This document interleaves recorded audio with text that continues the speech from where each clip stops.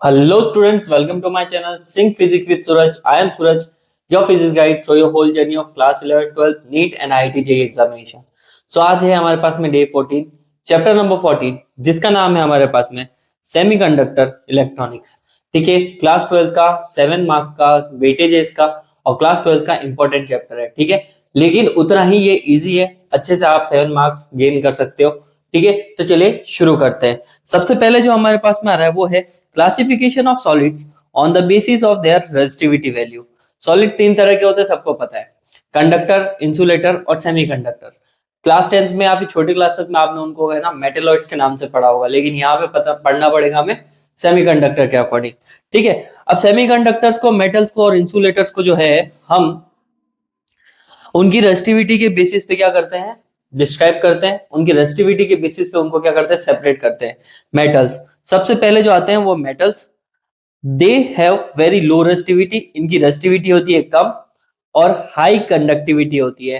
Class आपने chapter number 3 के अंदर ना पढ़ रखा है रेजिस्टिविटी क्या होती है और कंडक्टिविटी क्या होती है। रेजिस्टिविटी बोले तो जिसका रेजिस्टेंस हाई होता है उसकी एक मटेरियलिस्टिक प्रॉपर्टी होती है। ठीक है, और रेजिस्टिविटी को रो से डिनोट किया जाता है। तो resistivity for metals is equal to 10 to the power -2 से 10 to the power -8 ohm metre, या फिर उनकी conductivity sigma 10 to the power +2 से 10 to the power 8 siemens metre inverse. ठीक है, तो ये मेटल्स की वैल्यू है। इंसुलेटर की देखो, they have a high resistivity, insulator के केस में हाई रेजिस्टिविटी होती है लेकिन लो कंडक्टिविटी रहती है, और उनका रो जो होता है वो 10 to the power 8 ohm metre, या फिर कंडक्टिविटी की बात करो तो 10 टू द पावर -8 साइमन पर मीटर होता है। ठीक है, लेकिन जो सेमीकंडक्टर्स होते हैं ना बच्चों, दे पोजेसेस रेजिस्टिविटी और conductivity intermediate to the metals and insulator. इनकी रेजिस्टिविटी और कंडक्टिविटी मेटल्स और इंसुलेटर्स के बीचों बीच में रहती है, लगभग इक्वल रहती है। मतलब कि थोड़ी प्रॉपर्टीज ये मेटल की शो करते हैं तो थोड़ी प्रॉपर्टीज ये किसकी शो करते हैं, इंसुलेटर की शो करते हैं। ठीक है, तो वैल्यूज देख लो कि रो 10 टू द पावर 5 से 10 to the power 0 ohm metre, ये रेजिस्टिविटी रहेगी किसकी, सेमीकंडक्टर्स की, जबकि इनकी कंडक्टिविटी रहेगी 10 टू द पावर -5 से 10 to the power 0 siemens metre inverse. अच्छा, 10 टू द पावर 0 का मतलब है 1, इतनी इनकी कंडक्टिविटी रहेगी। ठीक है, अब आगे बढ़ते हैं हम कि some distinguish features of the semiconductors, कि सेमीकंडक्टर्स के ऐसे कौन से फीचर्स हैं जो सेमीकंडक्टर को इंसुलेटर और मेटल से बिल्कुल क्या करते हैं, अलग करते हैं। तो सबसे पहला जो हमारे पास प्रॉपर्टी वो है कि semiconductors have a much higher resistivity than the metals. इनकी रेजिस्टिविटी मेटल से बहुत हाई रहती है, लेकिन एज कंपैरेटिवली इंसुलेटर ये काफी क्या रहती है, कम रहती है। Second, semiconductors have a temperature coefficient of resistivity that is both negative and high। Alpha की वैल्यू आपने क्लास चैप्टर 3 के अंदर है ना वो पढ़ा होगा, क्या, टेम्परेचर कोफिशिएंट। ठीक है, टेम्परेचर कोफिशिएंट जो है वो है ना हमारे पास में सेमीकंडक्टर के लिए नेगेटिव रहता है और हाई रहेगा। That is the resistivity of semiconductor decreases rapidly with the temperature. अब इनका टेम्परेचर कोएफिशिएंट नेगेटिव होने की वजह से जैसे जैसे आप टेम्परेचर बढ़ाओगे सेमीकंडक्टर्स अपनी प्रॉपर्टी खोने लगेंगे, कौन सी वाली, इंसुलेटर प्रॉपर्टीज को खोएंगे, और वो किसकी तरफ बढ़ने लगेंगे, मेटल वाली प्रॉपर्टीज की तरफ। ठीक है, तो टेम्परेचर, सेमीकंडक्टर में टेम्परेचर बढ़ाने से उनकी रेजिस्टिविटी क्या हो जाती है, घट जाती है, और रेजिस्टिविटी घटेगी तो रेजिस्टेंस कम होगा, रेजिस्टेंस कम होगा तो करंट बहेगा, और करंट अच्छे से बहेगा तो वो मेटल के जैसा बिहेव करेंगे। और तीसरी प्रॉपर्टी क्या है, semiconductors have a considerable lower number density and of a charge carriers than the metal. Semiconductor के अंदर जो है ना हमारे पास में नंबर डेंसिटी ऑफ चार्जेस जो होती है वो थोड़ी कम होती है as compare to the metal. Metals में फ्री इलेक्ट्रॉन्स के नंबर ज्यादा होते हैं, सेमीकंडक्टर्स में थोड़े बहुत ही रहते हैं, इस बात का आप ध्यान रखना। ठीक है, फिर सेमीकंडक्टर्स भी हमारे पास में क्या होंगे, दो तरह के होंगे। वैसे सेमीकंडक्टर तो हमें है ना एक दो के एग्जांपल पढ़ के ही पूरा चैप्टर खत्म करना है, लेकिन सेमीकंडक्टर की टाइप्स देख लेते हैं पहले। सेमीकंडक्टर के पहले टाइप में आता है एलिमेंटल सेमीकंडक्टर। एलिमेंटल सेमीकंडक्टर मतलब कॉम्बिनेशन नहीं, वो प्योर है तो प्योर है, जैसे सिलिकॉन है तो ये अकेला है, जर्मेनियम है तो अकेला है, तो ये एलिमेंटल है, एक एक एलिमेंट की बात करेंगे। ठीक है, जबकि कंपाउंड सेमीकंडक्टर्स क्या होते हैं, इनऑर्गेनिक में हो गए, जैसे कि कैडमियम और सल्फर हो गया, गैलियम आर्सेनिक हो गया, CdSe हो गया, इंडियम और फास्फोरस हो गया, ये सब। और ऑर्गेनिक सेमीकंडक्टर्स में बच्चा पॉली पायरोल आ जाएगा, पॉली एनिलीन आ जाएगा, पॉली थियोफिन आ जाएगा। ये सारे के सारे क्या आएंगे ऑर्गेनिक सेमीकंडक्टर्स में। लेकिन हमें इतने कॉम्प्लिकेटेड नहीं पढ़ने हैं, और हमें क्या पढ़ना है एलिमेंटल सेमीकंडक्टर्स, मतलब सिलिकॉन और जर्मेनियम के एग्जांपल के थ्रू ही हमें ये चैप्टर खत्म करना है। ठीक है, अब आपको सेमीकंडक्टर पढ़ने से पहले कुछ बेसिक डेफिनेशंस पढ़नी पड़ेगी। ठीक है, और उन बेसिक डेफिनेशन में जो सबसे पहले आता है वो हमारे पास में आता है बच्चों एनर्जी बैंड्स। ठीक है, एनर्जी बैंड्स क्या होते हैं? An enormously large number of energy levels closely spaced in a very small energy range constitute on an energy band. Energies के लेवल डिफरेंट डिफरेंट होते हैं, और हर एक एनर्जी लेवल को छोटे छोटे से है ना लाइन स्पेक्ट्रम के फॉर्मेट में पढ़ते हैं हम। अगर उन सबको कंबाइन कर लोगे तो तुम्हें क्या मिलेगा, एक बैंड मिलेगा। ठीक है, और उन बैंड्स को क्या बोलते हैं हम, एनर्जी बैंड बोलते हैं। तो एनर्जी बैंड की डेफिनेशन सिंपल सी है कि बहुत सारे एनर्जी लेवल्स को अगर कंबाइन कर ले तो they will form a band, और उस बैंड को हम क्या बोलेंगे, एनर्जी बैंड्स बोलेंगे हम। ठीक है, यहाँ पे लिखा हुआ है कि enormously large number of energy levels जो closely spectrum spaced in a very small energy range, सबको बहुत पास में रखते हैं। अब जब बहुत सारी लाइंस बहुत सारे एनर्जी लेवल्स को एक साथ रखोगे तो बैंड का फॉर्मेशन ही करेगा। ठीक है, हमारे पास में एनर्जी बैंड्स में दो तरह के बैंड होते हैं, एक होता है वैलेंस बैंड और दूसरा होता है हमारे पास में कंडक्शन बैंड। ठीक है, अब मैं तुम्हें इन दोनों के बारे में बारी बारी से बताऊंगा कि what is the conduction band and valence band, but उससे पहले एक टर्म पढ़ लो, एनर्जी गैप्स और बैंड गैप्स। एनर्जी गैप्स बोलो या बैंड गैप्स होते क्या है वो देख लेते हैं। The allowed energy bands are separated by a region in which energy levels can not exist. ऐसी जगह, ऐसा प्लेस जहां पर एनर्जी लेवल नहीं एग्जिस्ट करते, उसको क्या बोलते हैं हम, एनर्जी बैंड्स बोलते हैं, सॉरी एनर्जी गैप्स बोलते हैं, बैंड गैप्स बोलते हैं, या फिर फॉरबिडन गैप भी आप उनको बोल सकते हो। ठीक है, और वहां पे क्या होता है, एनर्जी लेवल एग्जिस्ट नहीं करता है। ठीक है, energy level can not exist, this forbidden regions are called band gaps. ठीक है, अब और इन बैंड गैप को आप फॉरबिडन बैंड गैप भी बोल सकते हो। हाँ, मैं वैलेंस बैंड और कंडक्शन बैंड की बात कर रहा था। क्या होता है, the highest energy band occupied by the valence electron, किसी भी एटम के बाहर की तरफ जो वैलेंस इलेक्ट्रॉन है, जो बॉन्ड बनाने के लिए रेडी बैठे हुए हैं किसी दूसरे एलिमेंट के साथ में, तो उसकी बात हो रही है कि the highest energy band occupied by the valence electron. ऐसा बैंड जो वैलेंस इलेक्ट्रॉन की वजह से भरा हुआ है is called the valence band.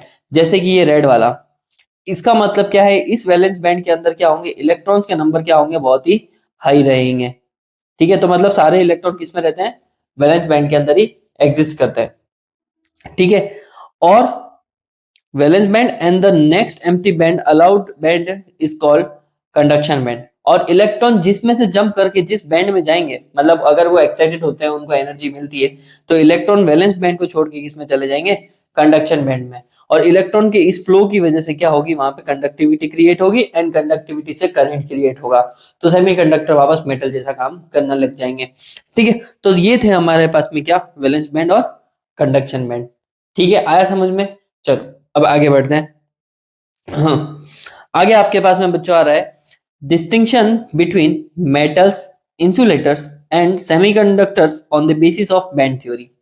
Band theory मतलब कंडक्शन बैंड और वैलेंस बैंड की जो डेफिनेशन है और उनकी जो थ्योरी है उसके अकॉर्डिंग हम मेटल्स, इंसुलेटर और सेमीकंडक्टर को अभी सेपरेट करने वाले हैं। ठीक है, चलो क्या होता है कंडक्शन बैंड, वैलेंस बैंड के अकॉर्डिंग मेटल्स क्या होते हैं, इंसुलेटर्स क्या होते हैं और सेमीकंडक्टर्स क्या होते हैं वो देख लेते हैं।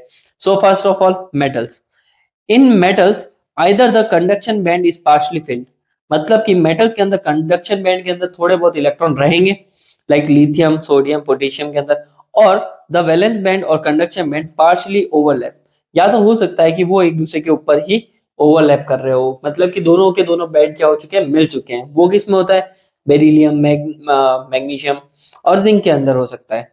ठीक है, इसका मतलब क्या होगा, एनर्जी गैप इनके बीच में रहता है बिल्कुल जीरो।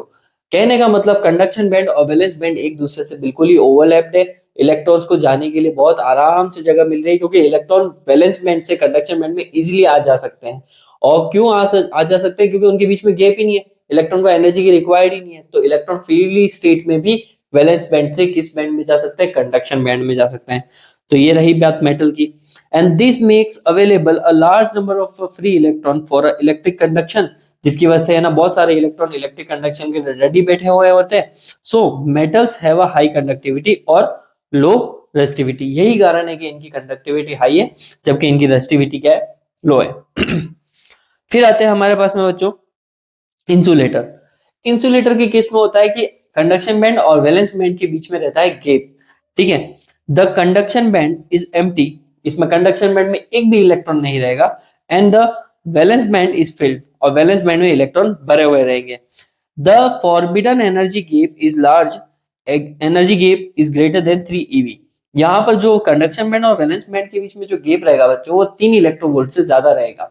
और 3 इलेक्ट्रोवोल्ट से ज्यादा रहने का मतलब इलेक्ट्रॉन को चाहिए 3 इलेक्ट्रोवोल्ट से ज्यादा energy to overcome the gap, और वो कंडक्शन बैंड में आराम से जा सके, ठीक है। वैलेंस बैंड से वो किस में चले जाए, कंडक्शन बैंड में। उसके लिए उनको 3 इलेक्ट्रोवोल्ट से ज्यादा एनर्जी गैप कवर करना पड़ेगा और उतनी एनर्जी चाहिए होगी। इस वजह से इंसुलेटर जो है वो डेली लाइफ में नॉर्मली कंडक्टिविटी वैसे भी शो नहीं करते हैं। Electrons can not be excited from the valence band to the conduction band even by applying a strong electric field. तो इलेक्ट्रॉन नहीं जा पाते चाहे तुम इलेक्ट्रिक फील्ड भी अप्लाई क्यों ना कर लो, ठीक है।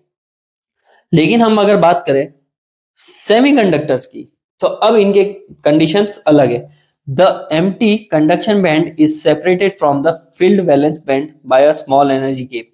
इनका जो है ना वैलेंस बैंड होगा वो इलेक्ट्रॉन से भरा रहता है, ठीक है। और इनके बीच का जो फॉरबिडन बैंड गैप होता है वो 3 eV से कम होता है, मतलब 0 से लेकर 3 eV के बीच में रहता है, ठीक है। Some electrons of the valence band easily get thermally excited to the conduction band.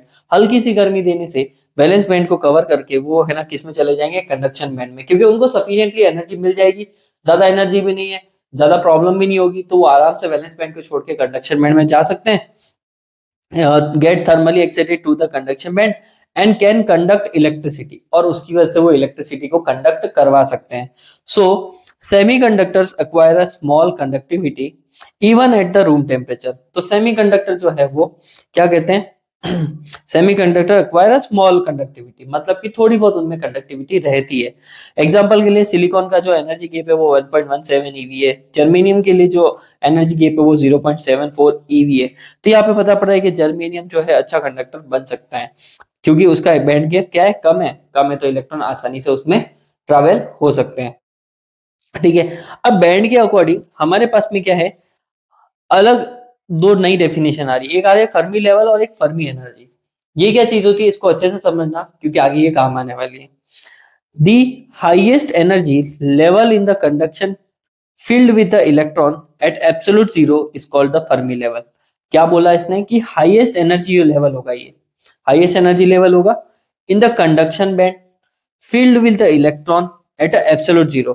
किसी कंडीशन में, जैसे कि मान लो कि ये मेरे पास में एक वैलेंस बैंड है और ये एक कंडक्शन बैंड है, तो इन्होंने बोला कि हाईएस्ट एनर्जी होगी कंडक्शन बैंड की, तो हाईएस्ट एनर्जी क्या होगी, कंडक्शन बैंड की यहाँ पे होगी, ठीक है, इस जगह पे, ठीक है। और ये जो जगह होगी हाईएस्ट एनर्जी वाली कंडक्शन बैंड में, ये इलेक्ट्रॉन से भरी हुई रहेगी, ठीक है। और उसमें है ना एब्सोल्यूट जीरो टेम्परेचर पे होगी, तो इस लेवल को क्या बोलेंगे हम, इस लेवल को, ये जो highest energy level of a conduction band है उसको हम बोलेंगे फर्मी लेवल। इसमें इलेक्ट्रॉन रहते हैं, ठीक है। And the energy corresponding to the Fermi level is called the Fermi energy. Fermi level से रिलेटेड जो एनर्जी होगी उसे हम क्या बोलेंगे, फर्मी एनर्जी बोलेंगे। आया समझ में, इजी था ना। चलो, मेरे को पता था कि ना सेमीकंडक्टर चैप्टर आपके लिए इजी ही लगेगा। चलो आगे बढ़ते हैं हम। टाइप्स ऑफ सेमीकंडक्टर, क्या होते हैं टाइप्स ऑफ सेमीकंडक्टर। अभी जो हमने ऊपर पढ़े थे टाइप्स, वो थे उनके नेचर में, किस तरह से वो एग्जिस्ट करते हैं, कैसे बनाए जा सकते हैं। लेकिन अब हम इनकी कंडक्टिविटी, इलेक्ट्रॉन फ्लो, होल्स और इन सब के बारे में बात करेंगे, तो उससे पता पड़ेगा कि सेमीकंडक्टर्स दो तरह के होते हैं। एक सेमीकंडक्टर आते हैं इंट्रिंसिक सेमीकंडक्टर, और आगे हम पढ़ेंगे एक्सट्रिंसिक सेमीकंडक्टर, ठीक है। अभी तो हमारे पास में जो इंट्रिंसिक सेमीकंडक्टर है उसकी बात कर लेते हैं। इंट्रिंसिक के बारे में बात करते हैं। क्या होता है कि the pure semiconductors in which the electrical conductivity is totally govern by the thermally excited electrons. ये प्योर सेमीकंडक्टर्स होते हैं जिसमें कंडक्टिविटी मेजरली किसकी वजह से होती है, इलेक्ट्रॉन्स की वजह से होती है। ध्यान रखना, ऐसे सेमीकंडक्टर जो प्योर होते हैं, इसका मतलब इनमें कोई भी मिलावट नहीं है, कोई भी है ना डोपिंग वोपिंग नहीं करी, कुछ और मिलाया नहीं गया, प्योर है। मतलब सिलिकॉन है तो सिलिकॉन ही, 99.9999% कौन होगा, सिलिकॉन ही होगा। उसमें है ना थर्मली एक्साइटेड इलेक्ट्रॉन जो होते हैं वो किसके लिए रेस्पॉन्सिबल होते हैं, इलेक्ट्रिकल कंडक्टिविटी के लिए। And consequently created holes and in which no impurity atoms are added to increase their conductivity are called intrinsic semiconductor। और इलेक्ट्रॉन्स की वजह से ये होल्स क्रिएट करते हैं और इसमें कोई भी इम्प्योरिटी मिक्स नहीं होती है, ठीक है। और कंडक्टिविटी बढ़ाने के लिए जब इम्प्योरिटी मिला ही नहीं गई है तो इस तरह के सेमीकंडक्टर्स को हम बोलेंगे intrinsic semiconductors and their conductivity is called intrinsic conductivity, ठीक है। चलो देखते हैं क्या होता है। जैसे कि एक सिलिकॉन का क्या दे रखा है, स्ट्रक्चर दे रखा है। हमारे पास में एक इंट्रिंसिक सेमीकंडक्टर है जिसमें सिलिकॉन है, सिलिकॉन जो है वो कार्बन वाले कॉलम में आता है। तो सिलिकॉन के आउटर शेल में भी कितने बॉन्ड रहेंगे, 4 बॉन्ड रहेंगे, क्योंकि 4 इलेक्ट्रॉन सिलिकॉन में भी कार्बन की तरफ फ्री रहते हैं। तो सिलिकॉन क्या होगा, ये रहा सिलिकॉन बना रखे, दिख रहा है आपको सिलिकॉन। तो हर एक सिलिकॉन अपने पास वाले सिलिकॉन से और ये इधर से, ये इधर से, ये इधर से, ये इधर से, ये इधर से, इस तरह से 4 की बॉन्डिंग बना के अपनी जगह क्या कर लेगा, कंप्लीट कर लेगा, ठीक है। अब एक्सट्रिंसिक सेमीकंडक्टर वर्क कैसे करता है, ये किस तरह से है ना हमारा मेटल की तरफ प्रॉपर्टी शो करता है। देखो सबसे पहले as the temperature increases the thermal energy of the valence electron increases. जिस जिस तरह से गर्मी बढ़ती रहेगी वैसे वैसे है ना उसके अंदर के इलेक्ट्रॉन क्या होंगे, एक्साइटेड होंगे, एनर्जी को क्या करेंगे, गेन करेंगे, ठीक है। An electron may break away from the covalent bond and become free to conduct electricity. और उस गर्मी की वजह से, उस एनर्जी की वजह से इलेक्ट्रॉन क्या होंगे, अपने कोवेलेंट बॉन्ड, जो इलेक्ट्रॉन ने अपने पास वाले के साथ बॉन्डिंग बना रखी थी उस इलेक्ट्रॉन को वो क्या करेगा, तोड़ देगा। और कोवेलेंट बॉन्डिंग जैसे ही टूटेगी तो इलेक्ट्रॉन क्या होंगे, उसमें फ्री हो जाएंगे। जैसे आप देख सकते हो इस डायग्राम में ये ग्रीन ग्रीन डॉट्स दिखा रखे हैं, सारे के सारे फ्री इलेक्ट्रॉन है। और जैसे ही इलेक्ट्रॉन चला जाएगा पीछे तो एक खाली वैकेंसी खाली रह जाएगी, वो जगह खाली रह जाएगी, ठीक है। This electron leaves behind a vacancy in the covalent bond, और वो उस कोवेलेंट बॉन्ड में पीछे एक जगह छोड़ देगा। It is known as the hole. उस खाली वैकेंसी को हम होल बोलते हैं और इलेक्ट्रॉन जो फ्री होके गया उसको हम बोलते हैं फ्री इलेक्ट्रॉन, ठीक है। मोबाइल इलेक्ट्रॉन भी बोल सकते हो, मोबाइल चार्ज भी बोल सकते हो आपके हिसाब से। As each free electron creates the one hole, so in an extrinsic semiconductor, the number density of free electrons Ne is equals to the number density of holes NH। कहना ये चाह रहा है कि इसमें है ना, देखो बाहर से कोई मिलावट नहीं है तो एक्स्ट्रा इलेक्ट्रॉन्स की रही गुंजाइश है ही नहीं। तो जितने भी इलेक्ट्रॉन एक्साइटेड होकर जगह छोड़ेंगे उतने ही उसके पीछे होल बनेंगे। अगर 10 इलेक्ट्रॉन गए तो पीछे 10 होल्स क्रिएट होंगे।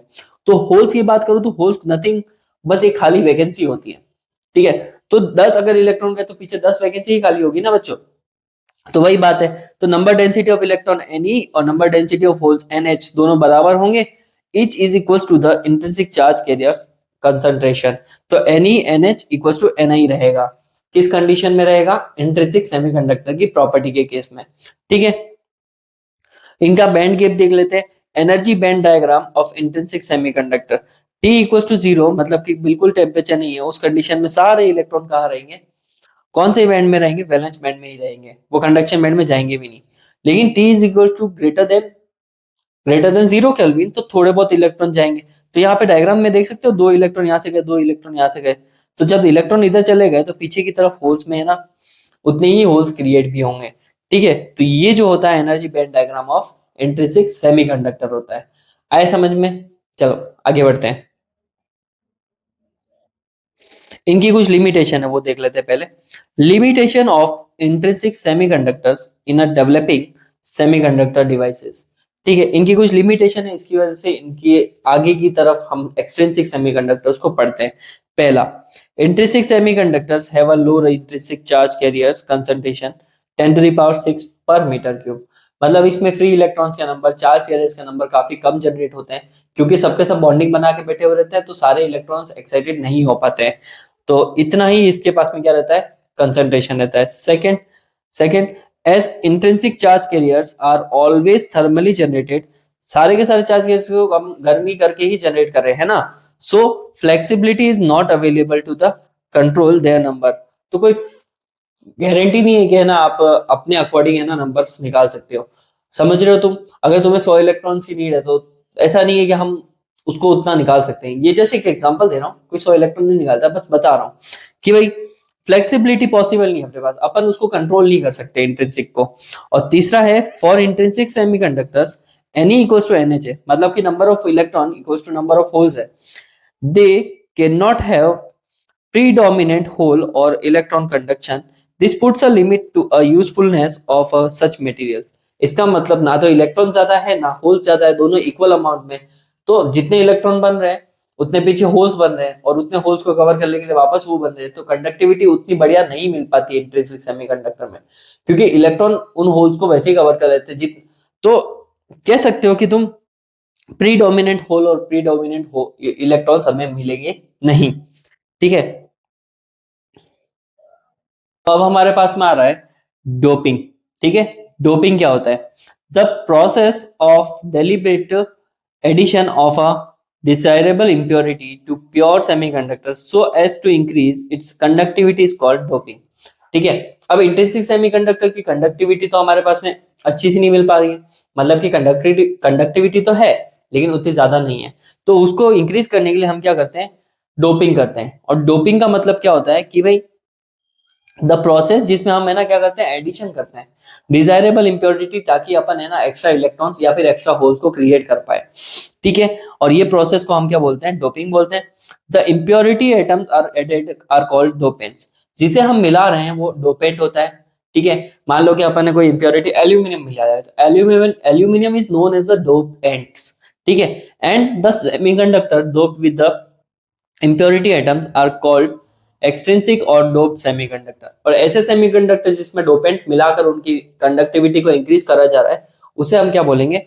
एक्सट्रिंसिक सेमीकंडक्टर और डोप्ड सेमीकंडक्टर बोलेंगे। ठीक है, एसेंशियल रिक्वायरमेंट्स क्या होती है डोपिंग प्रोसेस के लिए? ठीक है, इसका ध्यान रखना कि ये कंडीशन होगी तो ही डोपिंग अच्छे से होगी। First of all, the semiconductor material should be very high purity 99.999% or more. जिसमें भी मिलाया जा रहा है वो एकदम प्योर होना चाहिए। जैसे कि सिलिकॉन ले रहे हो तो सिलिकॉन का परसेंटेज इतना प्योरिटी वाला होना चाहिए। Second, the dopant atom should neatly replace the semiconductor atom. ठीक है, जो भी एटम में अपन मिला रहे हैं और सेमीकंडक्टर को एक्सट्रिंसिक बना रहे हैं तो उसका शेप और साइज लगभग है ना सिलिकॉन के बराबर ही होना चाहिए। ठीक है, अगर जर्मेनियम में मिला रहा है तो लगभग शेप और साइज जर्मेनियम के अकॉर्डिंग होना चाहिए, मतलब कि वो उसकी जगह को एकदम एक्यूरेटली फिक्स प्लेस कर सके। ठीक है, तो डोपेंट भी वैसा ही होना चाहिए जो रिप्लेस करे लेकिन जगह उतनी की उतनी ही लेवे। Third, the size of the dopant atom should be almost the same as that of the semiconductor atom. Same size का होना चाहिए।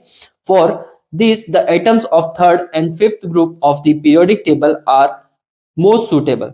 थर्ड और फिफ्थ ग्रुप, क्योंकि सिलिकॉन जो है वो फोर्थ ग्रुप का है, तो थर्ड वाला और फिफ्थ ग्रुप वाला जो है वो फोर्थ वाले ग्रुप की प्रॉपर्टीज और उनके शेप और साइज को लगभग हल्के बहुत मैच करते हैं। तो हम क्या मिलाते हैं उनमें? थर्ड या फिर फिफ्थ ग्रुप की इंप्योरिटी मिलाते हैं, जिससे एक्सट्रिंसिक सेमीकंडक्टर तैयार होता है। Fourth, the dopant atom should not distort the crystal lattice. Dopant इस तरह से मिलाना है कि सिलिकॉन का, जर्मेनियम का या जितने भी अपने पास सेमीकंडक्टर से उनका क्रिस्टल स्ट्रक्चर बिगड़े ना। ठीक है, और फिफ्थ बात होनी चाहिए डोपिंग के समय कि the concentration of dopant atom should B small. काफी कम होनी चाहिए कंसंट्रेशन, अबाउट 1 पार्ट पर मिलियन। मतलब कि समझो मिलियन का मतलब होता है 10 लाख। 10 लाख है सिलिकॉन एटम में एक पार्ट मिलाना है अपने को डोपेंट का। एक पार्ट बोले तो सिर्फ एक।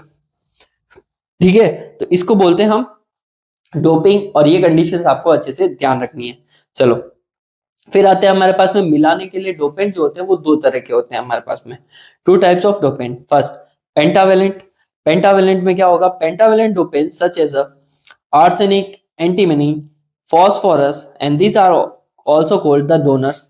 ठीक है, ये फिफ्थ ग्रुप के होते हैं, तो इनके पास में 4 बॉन्डिंग के अलावा एक इलेक्ट्रॉन क्या होता है? एक्स्ट्रा होता है। इस वजह से इनको है ना क्या बोलते हैं? पेंटावेलेंट, क्योंकि इनके एक्सटर्नल वैलेंस बैंड में 5 इलेक्ट्रॉन फ्री रहेंगे।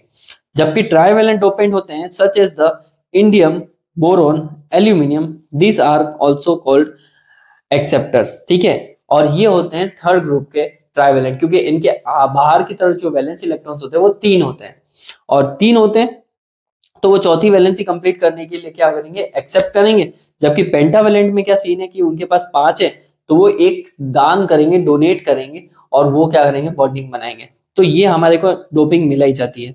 चलो अब शुरू करते हैं हम एक्सट्रिंसिक सेमीकंडक्टर का खेल। चलो क्या होता है? A semiconductor obtain by doping a pure semiconductor with the acceptor और donor impurity atom so as to increase its conductivity is called an extrinsic semiconductor. ऐसे सेमीकंडक्टर जिनके अंदर हम एक्सेप्टर और डोनर इंप्योरिटी को मिलाते हैं ताकि कंडक्टिविटी इंक्रीज कर सके किसी सेमीकंडक्टर की, तो उस तरह के सेमीकंडक्टर को एक्सट्रिंसिक सेमीकंडक्टर कहते हैं। ठीक है, और ये होते हैं हमारे पास में दो तरह के। फर्स्ट वाला होता है जो है N type semiconductor. N type semiconductor के अंदर होता है कि these are the semiconductors obtain by doping the germanium और silicon with the pentavalent. N type का मतलब पेंटावेलेंट इंप्योरिटी मिला रहे हो, तो पेंटावेलेंट इंप्योरिटी मिलाने से 4 बॉन्डिंग तो वो सिलिकॉन के साथ में कर लेगा, 5वां जो इलेक्ट्रॉन है वो एक्सेस में रहेगा, और इलेक्ट्रॉन्स के नंबर ज्यादा हो रहा है, इलेक्ट्रॉन ज्यादा है और एक्सेस में होने की वजह से वो नेगेटिव बिहेव करेगा, इसी वजह से क्या होगा, उसको एन टाइप सेमीकंडक्टर बोला जाता है। जबकि P type semiconductor, these are the semiconductors obtained by doping germanium और silicon with the trivalent dopants। जब सेमीकंडक्टर के अंदर हम ट्राइवेलेंट मिलाएंगे तो ट्राइवेलेंट का मतलब 3 वैलेंसी वो सिलिकॉन के साथ बना लेगा, लेकिन चौथी उसकी क्या रहेगी, खाली रहेगी। और फोर्थ वैलेंसी को कंप्लीट करने के लिए वो क्या करेगा, किसी आसपास वाले एटम से एक्सेप्ट करेगा इलेक्ट्रॉन्स को और कंडक्टिविटी क्रिएट करेगा। तो इस वजह से इसका नाम पी टाइप है और एक्सेप्ट कर रहा है, क्योंकि इलेक्ट्रॉन की कमी है, इलेक्ट्रॉन की कमी तो पॉजिटिव बिहेव करेगा वो। ठीक है, इसलिए इसका नाम क्या है, पी टाइप सेमीकंडक्टर रखा गया है। आया समझ में? चलो आगे बढ़ते हैं। अब हम वन बाय वन करके क्या करेंगे, फॉर्मेशन ऑफ एन टाइप पढ़ेंगे एंड देन इसके बाद में formation of P type semiconductor भी हम पढ़ेंगे। ठीक है, एज यू कैन सी कि हमारे पास में सिलिकॉन एटम्स लगा रखे हैं और सिलिकॉन एटम्स का है ना हमने लेटिस स्ट्रक्चर बना रखा है। हमने यहाँ पे एन टाइप के अंदर क्या मिला रखी, एक पेंटावेलेंट टाइप की क्या मिला रखी है, इंप्योरिटी मिलाई। ठीक है, मान लो ये आर्सेनिक मिलाया। अब आर्सेनिक के ऊपर है बाहर की तरफ 5 इलेक्ट्रॉन फ्री। पहला इलेक्ट्रॉन सिलिकॉन के एक एटम के साथ बॉन्डिंग बनाएगा, दूसरा इलेक्ट्रॉन एक बॉन्डिंग बनाएगा, तीसरा इलेक्ट्रॉन तीसरी बॉन्डिंग बनाएगा, चौथा इलेक्ट्रॉन चौथी बॉन्डिंग बनाएगा। अब ये 4 इलेक्ट्रॉन तो बन गया बॉन्डिंग वाले, तो ये जो है ना हमारे पास में क्या रह जाएगा, फ्री इलेक्ट्रॉन के फॉर्मेट में एक इलेक्ट्रॉन रह जाएगा, और ये इलेक्ट्रॉन पूरे लेटिस स्ट्रक्चर में घूम घूम के क्या क्रिएट करेगा, कंडक्टिविटी क्रिएट करेगा। चलो पढ़ लेते हैं लैंग्वेज को भी। An N-type semiconductor forms when a pure semiconductors like silicon or germanium is doped with the pentavalent impurity. Group fifth elements like the phosphorus, arsenic, antimony, adding the extra electrons that becomes the majority charge carriers. ये extra electron ही majority charge carriers बन जाएगा। Hence the N for negative, 4 of the impurities, 5 valence electrons from the covalent bond with neighboring semiconductor। तो 4 तो वो neighboring semiconductor के साथ में क्या कराएंगे, बॉन्डिंग बना लेंगे, leaving the fifth electron loosely bound and easily free to conduct electricity. जो 5वां इलेक्ट्रॉन है वो फ्रीली घूमेगा और कंडक्टिविटी क्रिएट करेगा, making the material more conductive. इस तरह से हमारा एन टाइप सेमीकंडक्टर बनता है। आए समझ में? चलो आगे देखते हैं। फिर आता है हमारे पास में formation of P type semiconductor. P type semiconductor का क्या सीन है? A p-type semiconductor forms by doping up pure semiconductors like silicon or germanium with a small amount of trivalent impurity। p type को trivalent करके ही बनाया जाएगा। Boron हो गया, aluminium हो गया, गैलियम हो गया, इंडियम हो गया। The impurities 3 valence electrons bond with the 3 host atom. ठीक है, इम्प्योरिटी ने एक बॉन्ड बना लिया इसके साथ में, 2 यहाँ पे 3 यहाँ पे, ये बॉन्डिंग तो बन गई, लेकिन leaving the one bond incomplete. 3 होने की वजह से एक चौथी जगह जो होगी वो खाली हो जाएगी। ठीक है, this abandoned hole, sorry, leaving the one bond incomplete, creating a hole, electron vacancy create करेंगे वो वहां पर, and these abandoned holes act as a primary positive charge carriers। तो ये प्राइमरी पॉजिटिव चार्ज जैसा काम करेगा, लेकिन ये बात का ध्यान रखना, it is not a positive charge. ठीक है, ये बस एक वैकेंसी है। Hence p type with the holes being the majority charge carriers and electrons the minority। तो जिसमें ट्राइवेलेंट मिलाया जाता है उसमें होल्स ज्यादा होते हैं और इसलिए यहाँ पे होल्स इज द मेजोरिटी। लेकिन हमने जो एन टाइप पढ़ा उसमें इलेक्ट्रॉन ज्यादा है, तो वहां पे एन जो मतलब नेगेटिव है, इलेक्ट्रॉन जो है वो मेजोरिटी में रहेंगे। So these are the formation of P type और एन टाइप। ठीक है चलो आगे चलते हैं। अच्छा, ये नंबर ऑफ इलेक्ट्रॉन और नंबर ऑफ होल्स का एक रिलेशन आता है आपके पास में। देखो जितने भी हमारे पास में ये होल्स है, इन होल्स को भरने के लिए आसपास में से कहीं ना कहीं से कोई इलेक्ट्रॉन आके उसको भरेगा, और वो इलेक्ट्रॉन खाली हो जाएगा तो उसको कोई और जाके भरेगा, और वो इलेक्ट्रॉन कोई खाली हो गया तो उसकी जगह कोई और कंप्लीट करेगा। तो ऐसे वो चीज चलती रहेगी। तो अगर होल क्रिएट होगा तो उसको कंप्लीट करने के लिए इलेक्ट्रॉन आके उसको डिफ्यूज हो जाएगा। ठीक है, एक दूसरे में वो डिफ्यूज होते रहेंगे, रिकम्बाइन होते रहेंगे, मिलते रहेंगे और एक दूसरे को न्यूट्रल करने की कोशिश करेंगे। So for extrinsic semiconductor rate of combination, एक दूसरे में मिलने की जो रेट है उनकी, कंबाइन होने की, कॉम्बिनेशन की जो रेट है उसका आप इससे डिनोट कर सकते हो RNENH, मतलब कि R मल्टीप्लाई बाय NENH, ये रेट ऑफ कॉम्बिनेशन है। जबकि इंट्रिंसिक सेमीकंडक्टर में रेट ऑफ सेमीकंडक्टर की कॉम्बिनेशन की जो रेट है वो है R इक्वल टू NI का स्क्वायर। ठीक है, ये आपके एक्सट्रिंसिक में रहेगी और ये रहेगा इंट्रिंसिक में। बेटा यहाँ पे जो R है ना वो कॉम्बिनेशन कांस्टेंट है जो आपको क्वेश्चन में दिया जाएगा, बट इस पे कोई क्वेश्चन पूछता ही नहीं है, बहुत ही रेयर चांस में आपको कोई क्वेश्चन पूछेगा। ठीक है, चलो आगे बढ़ते हैं। हाँ, तो अब आपके पास में है energy band diagram for N type semiconductors and the P type semiconductors. Semiconductors के अलग अलग एनर्जी बैंड डायग्राम्स है, एन टाइप के अलग होंगे और पी टाइप के अलग होंगे। देख लेते हैं वन बाय वन करके। ठीक है, तो यहाँ पे जैसा आप डायग्राम में देख सकते हो, वैलेंस बैंड है और कंडक्शन बैंड है। फर्मी लेवल जो है कंडक्शन बैंड का, इसमें लो होता है, नीचे की तरफ होता है। ठीक है, क्यों होता है, कैसे होता है, इसका क्या काम है, यूज क्या होगा, देखते हैं। In the n-type semiconductors, the extra electron is very weakly attracted by the donor impurity. ठीक है, n टाइप में क्या होता है, एक्स्ट्रा जो इलेक्ट्रॉन होते हैं ना वो बहुत ही वीक तरीके से अट्रैक्ट होते हैं किसी डोनर इम्प्योरिटी से, बहुत ही वीक तरीके से। ठीक है, a very small energy is required to free this electron from the donor impurity. बहुत कम अमाउंट में एनर्जी चाहिए और कम एनर्जी में ही वो इलेक्ट्रॉन वैसे ही फ्री, ऑलरेडी तो फ्री है ही, लेकिन उसको उस एटम से ज्यादा दूर ले जाने के लिए एनर्जी की अमाउंट भी क्या चाहिए, कम, 0.01 eV के आसपास, है ना। When freed, this electron will occupy the lowest possible energy level in the conduction band. तो ये फ्री इलेक्ट्रॉन क्या करेंगे, सबसे कम एनर्जी लेवल को क्या करेंगे, अक्वायर करेंगे, बहुत जल्दी से ना कंडक्शन को क्रिएट करेंगे, कंडक्टिविटी को क्रिएट करेंगे। तो वैलेंस बैंड के इलेक्ट्रॉन बहुत जल्दी फ्री हो गए। एक्स्ट्रा एनर्जी लेवल छोड़ो, वो तो है ना कंडक्शन बैंड के सबसे लोएस्ट एनर्जी लेवल को जाके क्या कर लेंगे, ऑक्यूपाई कर लेंगे, और वो उसमें जाके क्या हो जाएंगे, डिफ्यूज हो जाएंगे। समझ रहे हो, क्योंकि देखो एन टाइप में इलेक्ट्रॉन वैसे ही फ्री है और वो जब फ्री है तो उसको कम से कम एनर्जी में ही उसको हम कंडक्शन करवा सकते हैं। ठीक है, and the donor energy level, Fermi level, lies just below the bottom of the conduction band. ठीक है, तो आपके एन टाइप में है ना कंडक्शन बैंड के जस्ट नीचे की तरफ ही फर्मी लेवल रहेगा। किसके लिए रहेगा, एन टाइप के लिए रहेगा। ओके, चलो अब अगर हम बात करते हैं पी टाइप सेमीकंडक्टर्स की, तो in the P type semiconductors each acceptor impurity creates a hole.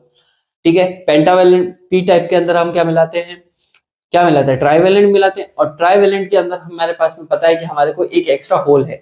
ठीक है, तो उस होल का क्या सीन रहता है कि acceptor impurity creates a hole which can be easily filled by an electron of a covalent bond. तो उससे आराम से क्या होता है, इलेक्ट्रॉन बॉन्ड बना सकते हैं, कोवेलेंट बॉन्ड के इलेक्ट्रॉन उस होल को कंप्लीट करने के लिए पास में आ जाएंगे जल्दी से। ठीक है, सो अ वेरी स्मॉल एनर्जी 0.01 से 0.05 eV is required by an electron of a valence band to move into this hole। तो बहुत कम एनर्जी चाहिए आसपास का कोई इलेक्ट्रॉन को इस वाले बैंड में आने के लिए। ठीक है, वैलेंस बैंड में आने के लिए, कंडक्टिविटी क्रिएट करने के लिए। Hence the acceptor energy level lies slightly above the top of the valence band। तो पी टाइप के अंदर फर्मी एनर्जी लेवल जो होता है वो वैलेंस बैंड के जस्ट ऊपर ही होता है थोड़ा सा। ठीक है, दोनों में ये फर्क है, कंडक्शन बैंड के जस्ट नीचे होगा तो वो कौन सा हो जाएगा, एन टाइप, और वैलेंस बैंड के जस्ट ऊपर की तरफ एनर्जी लेवल रहेगा तो वो कौन सा लेवल रहेगा, फर्मी लेवल, और उसका नाम क्या होगा, पी टाइप सेमीकंडक्टर। क्लियर है, समझ में आया। चलो चलो आगे बढ़ते हैं, होल्स की बात कर लेते हैं। What are the holes, holes, the valency or absence of an electron in the bond of a covalently bonded crystal is called hole। जब भी इलेक्ट्रॉन अपनी जगह छोड़ के जाता है तो पीछे की तरफ एक खाली स्पेस को बनाता है, उस खाली स्पेस को हम क्या बोलते हैं, होल बोलते हैं। It has the same mass as the electron, इसका मास सेम होता है इलेक्ट्रॉन की जितना, क्योंकि इलेक्ट्रॉन ने अपनी जगह छोड़ी तो इलेक्ट्रॉन की जितनी जगह छूटेगी उतनी ही तो जगह बनेगी ना, तो मास इक्वल रहेगा। और दूसरी बात, दूसरी बात, hole act as a positive charge, but positive charge नहीं होता है, और होल के ऊपर जो चार्ज होगा वो इलेक्ट्रॉन के चार्ज के लगभग इक्वल ही रहेगा। ठीक है, चलो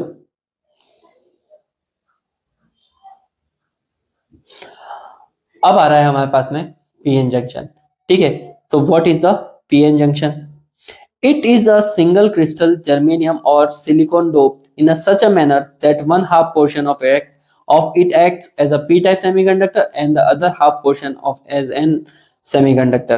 ठीक है, एक p टाइप सेमीकंडक्टर को लो, एक n टाइप सेमीकंडक्टर को लो आप, और इन दोनों का अगर आप कहने में वियर्ड लगेगा बट एग्जांपल से समझो कि हाँ इन दोनों का हमने क्या बना लिया, सैंडविच बना लिया, ठीक है। और वो जो सैंडविच बन रहा है वही हमारे पास में क्या है, पीएन जंक्शन है। क्योंकि देखो एक तरह से सैंडविच ही तो हुआ ना, एक इसका जो हिस्सा है वो पी टाइप मटेरियल है, इसका जो दूसरा हिस्सा वो क्या है, एन टाइप मटेरियल है, ठीक है। और दोनों को जब एक दूसरे के साथ में लेयर बाय लेयर रख दूंगा तो क्या बना, सैंडविच ही बना ना। तो इसको क्या बोलते हैं हम, पीएन जंक्शन बोलते हैं, ठीक है। पीएन जंक्शन में पी टाइप की तरफ होल्स के नंबर ज्यादा होते हैं, एन टाइप की तरफ फ्री इलेक्ट्रॉन्स के नंबर क्या होते हैं, ज्यादा होते हैं। ओके, चलो अब हमारे पास में आ रहा है फॉर्मेशन ऑफ डिप्लीशन रीजन। मेरे को डिप्लीशन रीजन बताना है कि ये होता क्या है। देखो सबसे पहले तो हमारे पास में ये जो होल्स है ना बच्चों, ये होल्स क्या क्या नेचर रखते हैं, पॉजिटिव। और ये इलेक्ट्रॉन जो है वो क्या नेचर रखता है, नेगेटिव। तो अब मुझे बताओ कि इसके ज्यादा के सारे पॉजिटिव किस तरफ आके डिफ्यूज होने की कोशिश करेंगे, एन टाइप की तरफ। तो देखो ये सारे पॉजिटिव जब इस तरफ आके जमने की कोशिश करेंगे तो ये है ना एन टाइप की इस सरफेस पे एक लेयर क्रिएट करेंगे पॉजिटिव आयंस की, ठीक है। सिमिलरली इलेक्ट्रॉन्स इस तरफ जाने की कोशिश करेंगे, इलेक्ट्रॉन्स पी टाइप की तरफ जाएंगे तो इलेक्ट्रॉन्स की एक लेयर यहाँ पे फॉर्म होगी, ठीक है। और ये जो लेयर फॉर्म हो रही है ना इस तरफ और इस तरफ पॉजिटिव की जो लेयर फॉर्म हो रही है, तो इससे एक रीजन बन रहा है, ठीक है, न्यूट्रल रीजन बन रहा है एक, ठीक है। और इस रीजन को हम क्या बोलते हैं, डिप्लीशन रीजन बोलते हैं। आया समझ में। चलो मैं थ्योरी से समझाने की कोशिश करता हूँ कि diffusion due to the concentration gradient in a P N junction, the P side has a many holes, P पे बहुत सारे होल्स होते हैं, and the N side has a many electrons, सबको पता है एन में इलेक्ट्रॉन ज्यादा होंगे। Due to the higher concentration hole diffuses from the P side to N side and the electron diffuses from N side to P side. वही बताया ना मैंने कि एन इधर आने की कोशिश करेंगे, मतलब इलेक्ट्रॉन इधर आएंगे और होल्स किस तरफ आएंगे, इस तरफ आने की पूरी कोशिश करेंगे। Near the junction diffusion electron and holes combine and neutralise each other. जिस जगह पे वो मिल रहे हैं वहां पे वो एक दूसरे को मिलके क्या बनाएंगे, न्यूट्रलाइजेशन रिएक्शन करेंगे और वो एक दूसरे में कंबाइन होकर न्यूट्रलाइज हो जाएंगे, ठीक है। तो फॉर्मेशन ऑफ इनमोबाइल आयंस, तो उस जगह पे क्या होगा, when the holes leave the P side they leave behind a negatively charge acceptor ions, when electrons leave the n side they leave behind the positively donor ion, ठीक है।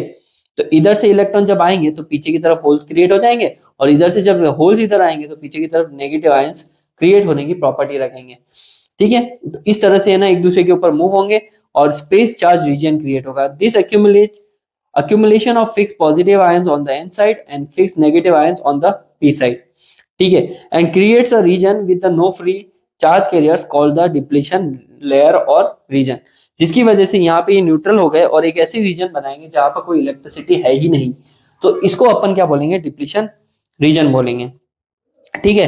अब ये डिप्लीशन रीजन किसके जैसा काम करेगा, एक बैरियर के जैसा काम करेगा। इधर के लोग इधर आना चाहते हैं, इधर के लोग इधर आना चाहते हैं, लेकिन नहीं आ पा रहे, तो बीच में क्या बन गया, बैरियर बन गया, इलेक्ट्रिसिटी का एक बैरियर बन गया, ठीक है। पोटेंशियल का क्या बन गया, एक बैरियर बन गया। इस बैरियर को हम क्या बोलते हैं, पोटेंशियल बैरियर बोलते हैं। इसका फॉर्मेशन देखते हैं, formation of potential barrier, internal electric field, the separation of positive and negative immobile ions across the junction create a internal electric field directed from n side to the p side, ठीक है। यहाँ पे एक electric field create हो रहा है क्योंकि देखो यहाँ पे पॉजिटिव जम गए, यहाँ पे क्या हो गए, नेगेटिव जम गए, तो यहाँ पे पॉजिटिव टू नेगेटिव की तरफ क्या होगा, एक इंटरनल इलेक्ट्रिक फील्ड क्रिएट होगा। और ये इलेक्ट्रिक फील्ड जो होगा जिसका डायरेक्शन होगा directed from N side to P side, ठीक है। This electric field sets up the potential difference, जिसकी वजह से इस तरफ और इस तरफ पोटेंशियल का क्या आएगा, फर्क आएगा, डिफरेंस आएगा, known as the potential barrier और built in potential V naught, ठीक है। इसको अपन क्या बोलते हैं, पोटेंशियल बैरियर बोलेंगे और इसका जो पोटेंशियल होगा उसको क्या बोलेंगे, बिल्ट इन पोटेंशियल बोलेंगे अक्रॉस द जंक्शन, ठीक है। This barrier repels further diffusion of majority charge carriers holes from P to N and electrons from N to N and establish equilibrium. The diode then act as a one-way valve for the current. और ये जो potential barrier create होगा ना, यहाँ पे positive to negative electric field create हो रहा है और यहाँ पे, तो वो फर्दर आगे काम करवाता रहेगा, किसको काम करवाता रहेगा, इलेक्ट्रॉन्स को और इसमें डिफ्यूज होने के लिए और होल्स को इसमें और ज्यादा डिफ्यूज होने के लिए, ठीक है। तो that's how the depletion region और potential barrier works. Potential barrier को आप डिप्लीशन रीजन नहीं बोल सकते, डिप्लीशन रीजन की वजह से पोटेंशियल बैरियर क्रिएट हुआ है और पोटेंशियल बैरियर पोटेंशियल का डिफरेंस है, ठीक है, जबकि डिप्लीशन रीजन एक ऐसा स्पेस होता है जो क्या है, न्यूट्रल है। ठीक है, दोनों में ये फर्क होगा। ठीक है बच्चों, अब आगे कुछ टर्म्स आ रही है इससे related. Diffusion current, diffusion of majority charge carriers across the junctions give rise to an electric current from P to N side and is called diffusion current। जैसा अभी आपने ऊपर देखा था कि N साइड से P साइड के ऊपर इलेक्ट्रॉन जा रहे हैं और P साइड से N साइड, तो एक क्रिएट होगा क्या, करंट क्रिएट होगा, जिसका डायरेक्शन क्या होगा बच्चों, P साइड से N साइड, क्योंकि इलेक्ट्रॉन का डायरेक्शन, करंट का डायरेक्शन P से N ही रहेगा, क्योंकि इलेक्ट्रॉन N से P की तरफ जा रहे हैं, बिल्कुल उल्टा। ठीक है, इस करंट को हम बोलेंगे डिफ्यूजन करंट। फिर आता है अगला drift current. The current sets up by a minority charge carriers under the influence of a barrier field EB. Potential barrier का जो इलेक्ट्रिक फील्ड बना था, कहां बना बताता हूं मैं, ये पॉजिटिव टू नेगेटिव, ये पोटेंशियल बैरियर का जो बना है कि यहाँ पे एक इलेक्ट्रिक फील्ड है जो जिसका डायरेक्शन एन से पी की तरफ है, उसके बारे में बात कर रहे हैं कि the current sets up by a minority charge carriers, कम से कम जो कैरियर्स होंगे चार्ज कैरियर्स, उनकी वजह से जो करंट सेटअप हो रहा है under the influence of barrier field electric field from N to P side is called the drift current. Drift current का डायरेक्शन उल्टा होता है, इलेक्ट्रॉन जिस तरफ जाएंगे ना, ठीक है, इलेक्ट्रॉन इधर से एन टाइप से पी टाइप जा रहे हैं, तो इस ये डायरेक्शन है ड्रिफ्ट करंट का, और डिफ्यूजन करंट मतलब होल्स इसके ऊपर जा रहे हैं, तो ये जो डायरेक्शन है वो है डिफ्यूजन करंट का। दोनों में कंफ्यूज मत होना। ठीक है, ड्रिफ्ट करंट और डिफ्यूजन करंट में। ठीक है, और आगे बात है कि the barrier potential VB depends on the nature of semiconductor. Potential barrier दो तीन चीजों पे डिपेंड करता है, तो पहला आ रहा है नेचर ऑफ सेमीकंडक्टर कैसा है, टेम्परेचर बढ़ा हुआ है घटा हुआ है, उसके ऊपर डिपेंड करेगा। And last one is the amount of doping, कितनी डोपिंग मिला रहे हो आप, कंडक्टिविटी कितनी बढ़ा रहे हो कितनी घटा रहे हो, उसके अकॉर्डिंग भी पोटेंशियल बैरियर क्या करेगा, डिपेंड करेगा। ठीक है, चलो बच्चों आगे बढ़ते हैं। Now we have a semiconductor diode. Semiconductor diode क्या होता है, जब हम पीएन जंक्शन के दोनों एंड्स पे मेटल टर्मिनल्स को ऐड कर लेते हैं तो it will act as a semiconductor diode. ठीक है, a semiconductor diode is a basically a PN junction with a metallic contacts provide the end. ठीक है, इनके एंड्स पे, पीएन जंक्शन के एंड्स पे अगर मेटेलिक कॉन्टेक्ट आप ऐड कर रहे हो, तो ये जो फॉर्मेशन बना नया, इसे हम बोलते हैं सेमीकंडक्टर डायोड। ठीक है, इसका सिंबॉलिक रिप्रेजेंटेशन ऐसा है, आपको ट्राइंगल दिखाना है, एक डंडी, और ये आपका सिंबल बन गया। ठीक है, वर्किंग ऑफ पीएन जंक्शन कैसी होती है, an external potential difference can be applied to a PN junction in a two ways. ठीक है, अब ये मेटेलिक कॉन्टेक्ट तो बना लिया, आप इनको जब बैटरी से कनेक्ट करोगे या किसी टर्मिनल से कनेक्ट करोगे, तो ये दो तरह से काम करेगा हमारा सेमीकंडक्टर। ठीक है, एक तो ये काम करेगा फॉरवर्ड बायसिंग में, और दूसरा जो ये काम करेगा रिवर्स बायसिंग में। अब ये रिवर्स और फॉरवर्ड बायसिंग क्या होता है, उनको एक एक करके समझ लेते हैं।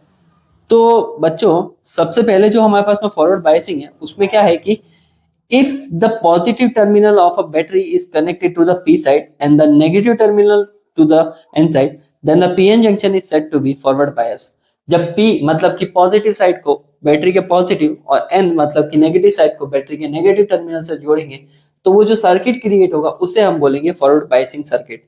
ठीक है, जैसा आप डायग्राम में देख सकते हो, बैटरी का जो पॉजिटिव है वो p टाइप से, और बैटरी का जो नेगेटिव है वो किससे कनेक्टेड है, n टाइप से कनेक्टेड है। ठीक है, और ये हमारे पास में क्या है, फॉरवर्ड बायस का कनेक्शन है। अब पोटेंशियल बैरियर का जो डायरेक्शन है वो बन रहा है एन टू पी, जबकि हमारे पास में जो बाहर का जो पोटेंशियल डिफरेंस है उसका जो डायरेक्शन है वो है पी टू एन। ठीक है, चलो अब ये काम कैसे करता है एक एक करके, एक एक पॉइंट से समझने की पूरी कोशिश करेंगे हम इनको। ओके, चलो आगे बढ़ते हैं।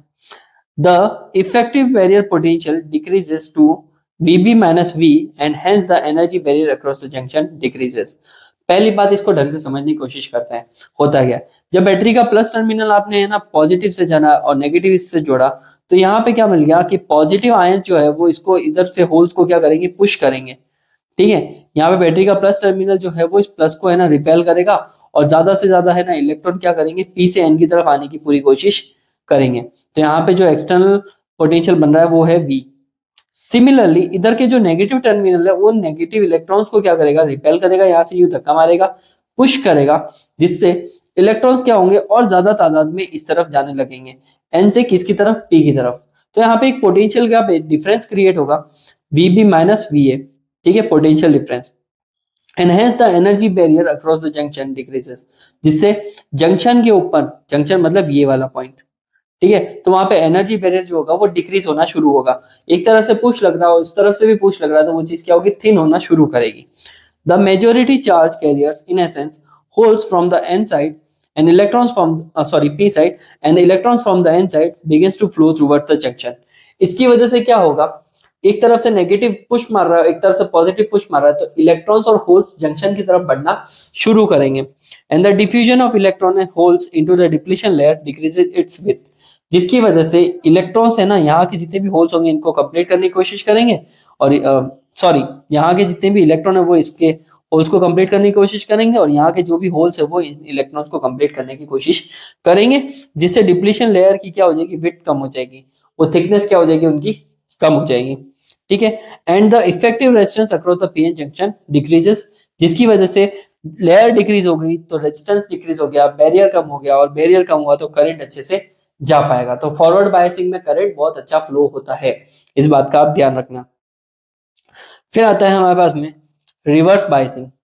रिवर्स बायसिंग में टर्मिनल्स बिल्कुल उल्टे होते हैं। If the positive terminal of a battery is connected to a N side and the negative terminal of a battery to the p side, then the pn junction is said to be reverse bias। उस condition में pn junction अपना कौन सा बायस होगा, reverse bias में रहेगा। मतलब कि टर्मिनल स्विच कर लो, पॉजिटिव को नेगेटिव के साथ, नेगेटिव को पॉजिटिव के साथ जोड़ दो, ये बन गया हमारा रिवर्स बायस। तो इसमें होगा क्या कि the barrier potential increases to VB plus B. इस कंडीशन में बैरियर पोटेंशियल क्या होगा, बढ़ेगा, क्योंकि देखो यहाँ पे जो नेगेटिव है वो इस तरफ, इसको नेगेटिव जो है वो क्या करेंगे, इसको पी साइड को क्या करेंगे, अट्रैक्ट करेंगे अपनी तरफ, मतलब कि इसके होल्स जो है वो किस तरफ आना शुरू करेंगे, इस तरफ, और अंदर के जितने भी इलेक्ट्रॉन्स है वो सारे पॉजिटिव की तरफ इस तरफ आना शुरू करेंगे, जिससे यहाँ पे ये ना क्या होगा, बचे कुछ है ना इलेक्ट्रॉन्स भी क्या होंगे, इस तरफ आना शुरू करेंगे, और यहाँ पे बचे कुछ जितने भी होल्स है वो इस तरफ आना शुरू करेंगे, और वो कहाँ जाएंगे, नेगेटिव की तरफ, और इलेक्ट्रॉन किधर जाएंगे, पॉजिटिव की तरफ, जिससे एक बैरियर क्या होगा, इंक्रीज होना शुरू होगा, वो डिफ्यूज नहीं होगा, है ना, कि the majority charge carriers move away from the junction, जिससे मेजोरिटी चार्ज कैरियर्स एक दूसरे से दूर दूर जाना शुरू करेंगे, and increasing the width of the depletion layer, जिसकी वजह से डिप्लीशन लेयर की थिकनेस क्या हो जाएगी, बढ़ जाएगी। थर्ड पॉइंट कि the resistance of the PN junctions become very large, जिसकी वजह से है ना क्या होगा, बैरियर बढ़ जाएगा, बैरियर बढ़ेगा तो रेजिस्टेंस बढ़ेगा, रेजिस्टेंस बढ़ेगा तो करंट क्या होगा, घट जाएगा। And the no current flows across the junction due to the majority charge carriers, और उसके बाद में मेजोरिटी चार्ज कैरियर्स की वजह से कोई भी करंट फ्लो नहीं हो पाएगा, और इस तरह के कनेक्शन को हम क्या बोलते हैं, रिवर्स बायसिंग बोलते हैं, ठीक है। और इन रिवर्स बायसिंग के अकॉर्डिंग देखो हमें क्या पढ़नी है, वीआई कैरेक्टरिस्टिक्स। वीआई कैरेक्टरिस्टिक्स आपने ओम्स लॉ में पढ़ी ना, कि ओम्स लॉ में वी और आई का ग्राफ जो होता है वो एक स्ट्रेट लाइन होता है मेटल्स के लिए, ठीक है। तो हमें क्या करना है कि वीआई कैरेक्टरिस्टिक्स पढ़नी है, किसके लिए, सेमीकंडक्टर्स के लिए, और वो कैसे पढ़नी है हमें, पीएन जंक्शन के लिए, फॉरवर्ड बायस कैरेक्टरिस्टिक्स, ठीक है। फॉरवर्ड बायस का कनेक्शन देख लो, पीएन पॉजिटिव जो है किसके साथ में कनेक्टेड है, इसको कैसे कनेक्ट कर रखा है हमने यहाँ पे, पॉजिटिव के साथ में पॉजिटिव, नेगेटिव के साथ नेगेटिव, उस तरह से कनेक्ट कर रखा है, और उसका ये ग्राफ हमें प्रूव करना है, ठीक है, कि किस तरह से हम यहाँ पर इनको कैरेक्टरिस्टिक्स को पढ़ सकते हैं। चलो पहले है ना इस ग्राफ से पढ़ने की पूरी कोशिश करते हैं। जब हमारे पास में सर्किट क्या हो, सर्किट क्या हो, फॉरवर्ड बायसिंग में हो। फॉरवर्ड बायसिंग में एक चीज नोटिस करी ना आपने, डिप्लीशन रीजन जो है वो घट रहा है, पतला हो रहा है, ठीक है, करंट क्या हो रहा है, अच्छा फ्लो हो रहा है। इसके बारे में पढ़ते हैं। The VI graph is not a straight line, forward bias में स्ट्रेट लाइन ग्राफ नहीं मिलेगा। In essence a junction diode does not obey the Ohm's law, इसका मतलब सेमीकंडक्टर्स हमारा ओम्स लॉ फॉलो नहीं करते हैं, ठीक है। Initially the current increases very slowly, ठीक है, जैसे जैसे डिप्लीशन रीजन घट रहा है तो करंट धीरे धीरे बढ़ रहा है negligibly, till a voltage across the diode crosses a certain value, तो वोल्टेज एक टाइम पे इतनी बढ़ जाएगी फॉरवर्ड बायस में कि call the threshold voltage or cut in voltage. Before this voltage the depletion layer plays a dominant role in the controlling the motion of a charge carriers. तो forward biasing में क्या होगा कि depletion region जो है वो धीरे धीरे घट रहा है, तो करंट भी धीरे धीरे बढ़ रहा है ना, तो वहां तक डोमिनेंट कौन है, डोमिनेंट है हमारे पास में डिप्लीशन रीजन। लेकिन एक टाइम आएगा जहां पे सर्टेन वैल्यू आएगी, सर्टेन वैल्यू आएगी और ये सर्टेन वैल्यू जो होगी वोल्टेज की फॉरवर्ड बायसिंग में, उसको हम बोलते हैं कट इन वोल्टेज। ठीक है बच्चों, इसको क्या बोलते हैं, कट इन वोल्टेज। उस वोल्टेज के बाद में हमारे पास में करंट की वैल्यू क्या हो जाएगी, इनफाइनाइट, बहुत ज्यादा तेजी से करंट बढ़ने लगेगा। तो मतलब कि करंट तो बढ़ता है सेमीकंडक्टर में, लेकिन this will not follow the Ohm's law. तो इसका ग्राफ कुछ ऐसा आता है, ठीक है, स्लोली स्लोली स्लोली बढ़ता है और एकदम से बढ़ जाता है। तो इसको हम बोलते हैं फॉरवर्ड बायसिंग वीआई कैरेक्टरिस्टिक्स। ठीक है, after the cut in voltage, the diode current increases rapidly, and even for a very small increase in the diode bias voltage, the resistance across the junction become quite low। और एक time के बाद में इतना बढ़ जाएगा कि current बहुत तेजी से बढ़ेगा, रेजिस्टेंस क्या हो जाएगा, लो हो जाएगा हमारे पास में। ठीक है, और ये हमारे पास में इंपॉर्टेंट फीचर्स ऑफ ग्राफ। अब हमारे पास में आ रहा है रिवर्स बायसिंग, रिवर्स बायसिंग आएगा। ठीक है, तो रिवर्स बायसिंग का ग्राफ कुछ ऐसा होता है, इसको भी पढ़ते हैं कि ऐसा ग्राफ बनता क्यों है। इसमें हम लेते हैं वाई एक्सिस पे करंट और एक्स एक्सिस पे हम क्या लेंगे, वोल्टेज लेंगे। चलो, रिवर्स बायसिंग में क्या होता है कि when the diode is reverse bias, a very small current about a few micro amperes flow. Reverse bias में पहले ही करंट कम फ्लो होता है, ठीक है, विच almost remains constant with the bias. जैसे जैसे आप करंट बढ़ा दोगे लगभग वो कांस्टेंट ही रहेगा। रिवर्स बायसिंग की बात कर रहा हूँ, है ना। This small current is called the reverse saturation current. एक वैल्यू तक आएगा और ये करंट है ना धीरे से बढ़ेगा और कांस्टेंट रहेगा। मोस्टली बहुत सी जगह पे ये करंट क्या रहेगा, कांस्टेंट। इस करंट को हम क्या बोलते हैं, रिवर्स सैचुरेशन करंट बोलते हैं। It is the due to the drift of minority charge carriers across the junction. क्योंकि थोड़े बहुत इलेक्ट्रॉन और थोड़े बहुत होल्स एक दूसरे में अभी भी डिफ्यूज हो रहे हैं रिवर्स बायस में, तो माइनॉरिटी चार्ज कैरियर्स की वजह से ये क्रिएट होगा करंट, और इस करंट को हम रिवर्स सैचुरेशन करंट बोलेंगे। लेकिन when the reverse voltage across the pn junctions reaches a sufficiently high voltage, एक वोल्टेज का जो टाइम होगा ना, एक टाइम के बाद में वोल्टेज एक सफिशिएंटली हाई वैल्यू पे पहुंच चुकी होगी कि बढ़ाते रहो, एक टाइम पे इतना बढ़ चुका होगा कि the reverse current suddenly increases to a large value. Reverse current एकदम से बढ़ेगा, and this voltage at which breakdown of the junction diode occurs is called Zener breakdown voltage और peak increase voltage of a diode. एक time के बाद में reverse saturation current जो है वो कांस्टेंट नहीं होगी, एकदम से गिरेगा। और जिस पॉइंट पे और जिस वोल्टेज पे वो करंट एकदम से गिरेगा, गिरने का मतलब क्या है, बढ़ रहा है, करंट बढ़ रहा है, वोल्टेज क्या है, फिक्स हो गई है ना, उस वोल्टेज को क्या बोलते हैं हम, ब्रेकडाउन वोल्टेज बोलते हैं। इसको जेनर वोल्टेज भी बोलते हैं, जेनर ब्रेकडाउन वोल्टेज भी बोलते हैं। ठीक है, जेनर ब्रेकडाउन वोल्टेज। ठीक है बच्चों, तो इसको बोलते हैं हम जेनर ब्रेकडाउन वोल्टेज। चलो, और इन दोनों ग्राफ को अगर हम मिलाएं तो ये कुछ इस तरह से दिखेगा कि किस तरह से हमारे पास में ग्राफ में थोड़ी वैल्यू बढ़ी बढ़ी बढ़ी और एक वोल्टेज नी वोल्टेज के आसपास फॉरवर्ड बायस में करंट एकदम से बढ़ गया। जबकि अगर अगर हम इसको रिवर्स में ही पढ़े तो रिवर्स वोल्टेज पे करंट एकदम से बढ़ गया इस तरफ। ठीक है, तो ये ग्राफ आपको अच्छे से याद रखना है, इंपॉर्टेंट है, इसको बनाना सीख लो, पूछ भी लिया जाता है कभी कभी। ठीक है, चलो, तो बच्चों अब हमारे पास में आ रहा है रेक्टिफायर। ठीक है, रेक्टिफायर क्या होता है, the process of converting N alternating current into a direct current is called rectification. ऐसा प्रोसेस जिसमें हम एसी को डीसी में कन्वर्ट करते हैं उसे हम बोलते हैं rectification, and the device used for this process is called rectifier. ठीक है, और ऐसा डिवाइस जिसकी मदद से हम एसी डीसी में कन्वर्ट कर रहे हैं तो उसे हम क्या बोलेंगे, रेक्टिफायर बोलेंगे। क्या प्रिंसिपल होता है इसका, principle of a rectifier, When a PN junction diode is forward bias, it offers a low resistance। जब PN junction को फॉरवर्ड करेंगे तो लो रेजिस्टेंस होगा, and when it is a reverse bias it has a high resistance। तो उस condition में उसके पास resistance क्या होता है, हाई होता है। In essence, it conducts the current well only in the one direction, और वो डायरेक्शन होता है फॉरवर्ड बायस में। ठीक है, and the unidirectional property of a diode enables it to use as a rectification। ठीक है, यूनिडायरेक्शनल का मतलब हम है ना समहाउ डायोड को रिवर्स करके करंट को बढ़ा भी सकते हैं। मतलब कि बढ़ाने का मतलब ये होता है कि करंट को बदल भी सकते हैं। ठीक है, रिवर्स करने का मतलब फॉरवर्ड बायस और रिवर्स बायस की मदद से हम क्या कर सकते हैं, एसी को डीसी में कन्वर्ट कर सकते हैं। कैसे करते हैं देखते हैं। पहली बात, हमारे पास में जो है ना रेक्टिफायर होते हैं वो दो तरह के होते हैं। तो हमारे पास में सबसे पहले जो आता है वो है half wave rectifier, and second we have full wave rectifier. दोनों का प्रिंसिपल, दोनों का वर्किंग और ढंग से समझने की पूरी कोशिश करेंगे। तो हमारे पास में क्या होता है कि हाफ वेव रेक्टिफायर में जो सबसे पहले जो होता है एक एसी सप्लाई होता है, और हमारे पास में कॉइल लगी रहती है और एक ट्रांसफार्मर बीच में लगा हुआ रहता है, और दूसरी कॉइल लगी रहती है एबी पे। ठीक है, इसके एबी के एक हिस्से पे क्या है, हमारे पास में क्रिस्टल डायोड है।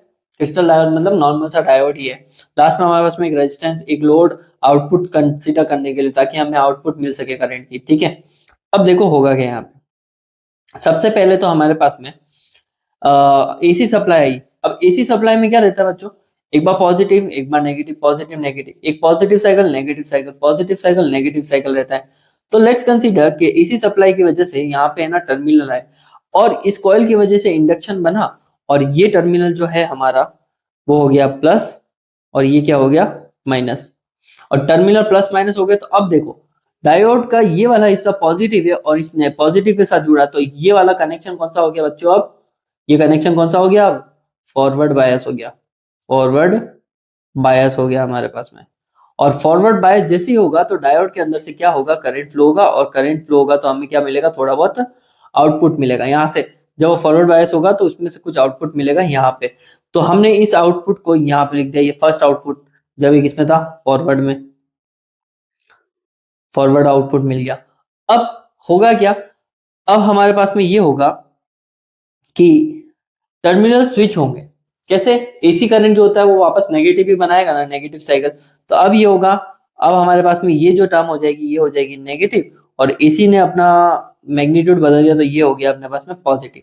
तो अब देखो, तो जैसे ये नेगेटिव बना तो हमारा डायोड अब बन गया रिवर्स बायस में, और रिवर्स बायस में देयर इज नो करंट, तो हमें यहाँ पे कोई करंट मिला ही नहीं, कैंसिल आउट।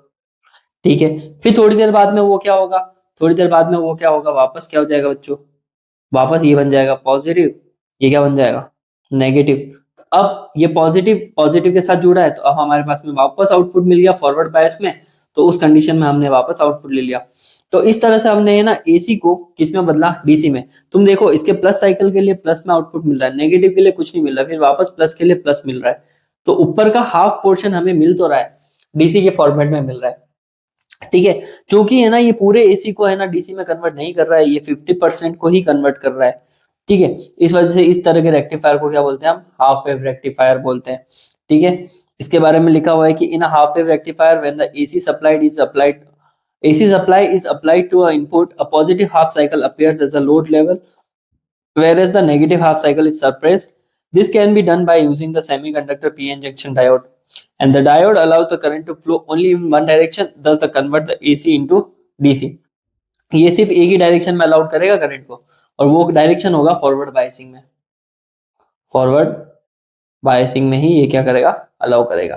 ठीक है, तो और 50% देने की वजह से इस तरह के रेक्टिफायर का नाम क्या है, हाफ वेव रेक्टिफायर है हमारे पास में। फिर आता है बच्चों junction as a diode, junction diode as a full wave rectifier.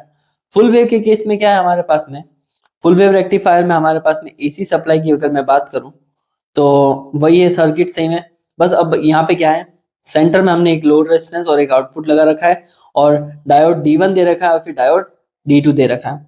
ठीक है, अब बताता हूँ ये काम कैसे करेगा। जब एसी सप्लाई आएगा तो सबसे पहले ना एसी सप्लाई की वजह से एक टर्मिनल पॉजिटिव बन जाएगा, और ये क्या बन जाएगा, नेगेटिव बनेगा। अब तुम सोचो जब पॉजिटिव सिग्नल इस डायोड के पॉजिटिव से जुड़ा है, तो ये वाला ऊपर वाला जो सर्किट है वो किस में बन गया, फॉरवर्ड में। लेकिन नीचे वाला किस में बन गया, फॉरवर्ड में रिवर्स में बन गया नीचे वाला। तो बताओ पहला वाला करंट किस में से जाएगा, D1 में से ही जाएगा ना। तो हमारे को एसी का ये फर्स्ट सिग्नल किस में से मिलेगा, डीसी में से मिलेगा। फिर थोड़ी देर बाद में क्या होगा, थोड़ी देर बाद में है ना एसी अपना टर्मिनल मैग्नीट्यूड को क्या करेगा, वापस बदलेगा। ठीक है, टर्मिनल्स को क्या करेगा, एसी वापस बदलने की कोशिश करेगा, जिसकी वजह से ये हो जाएगा नेगेटिव और ये हो जाएगा पॉजिटिव। तो अब देखो हमारे पास में क्या हो गया, अब हमारे पास में ये पॉजिटिव जो है इस नेगेटिव से कनेक्टेड है, तो ये पॉजिटिव जो है ये नेगेटिव से कनेक्टेड है, तो ये बन गया बच्चों रिवर्स बायस में, रिवर्स बायस में। और ये वाला किस में बन गया, फॉरवर्ड बायस में बन गया। ठीक है, ये बन गया फॉरवर्ड में और ये रिवर्स में बन गया। ठीक है, तो इस तरह से अब करंट ना D1 में से नहीं जाके करंट किस में जाएगा, D2 में से। तो हमें नेक्स्ट सिग्नल जो मिलेगा वो D2 से मिलेगा। फिर ये प्रोसेस वापस रिपीट होगा, फिर D1 D2 तो हमें यहाँ पे AC का जो है ना मैग्नीट्यूड पूरा मिल रहा है यहाँ पे, जितना भी मिल रहा है, और एक ही डायरेक्शन में मिल रहा है। एक ही डायरेक्शन में मिलने का मतलब क्या, ऊपर ऊपर ऊपर ऊपर, ये सारे के सारे ना ऊपर वाले मैग्नीट्यूड में ही हमें मिल रहे हैं। ठीक है, इस तरह से हमारे पास में फुल वेव रेक्टिफायर क्या करता है, काम करता है। इसमें देखो एसी में जितना था उतना का उतना 100% क्या मिल रहा है, आउटपुट। इस वजह से इसका पूरा नाम क्या है, फुल वेव रेक्टिफिकेशन और फुल वेव रेक्टिफायर बोलते हैं। ये जितना भी है सभी सिग्नल्स को किसमें कन्वर्ट कर रहा है, डीसी में। और हाफ वेव क्या कर रहा था, सभी सिग्नल्स को कन्वर्ट तो कर रहा था लेकिन हाफ तरीके से कर रहा था। चलो, इसके बारे में लिखा है कि when AC supply switch on alternating voltage VC appear across the terminal of secondary winding the transformer during the positive half cycle of secondary voltage A becomes a positive and B becomes negative। तो ये एक बार positive बनेगा, फिर negative बनेगा, फिर negative बनेगा, फिर positive बनेगा, और उसकी वजह से क्या होगा, एक बार D1 में से करंट जाएगा, एक बार D2 में से करंट जाएगा, फिर D2 में से जाएगा, फिर D1 में से जाएगा, ऐसे करते हुए वो सर्किट में करंट आएगा। तो that's how our full wave rectifier works. ठीक है बच्चों, तो ये आपके हो गया चैप्टर नंबर कंप्लीट। और इस चैप्टर नंबर 14 के अंदर जो भी आपको डाउट है वो कमेंट सेक्शन में जरूर पूछिएगा, और किस तरह की वीडियोस और आपके लिए लेके आनी चाहिए मुझे बताइएगा। मैं आपके लिए हर तरह की वीडियो लाने की कोशिश करूंगा। मिलते हैं नेक्स्ट वीडियो में। अगर वीडियो पसंद आई है तो लाइक कीजिए, शेयर कीजिए, कमेंट जरूर कीजिएगा, और सब्सक्राइब करके जरूर जाइए अगर आपने यहाँ तक वीडियो देख ली है तो, क्योंकि आपका एक एक सब्सक्राइब मेरे लिए बहुत ही मैटर करता है। ठीक है, मिल के साथ में अपन इस जर्नी को बढ़ाएंगे आगे की तरफ। आपको CBSE में पूरे मार्क्स दिलवाने की पूरी कोशिश करूंगा मैं। ठीक है, बाय बाय, टेक केयर।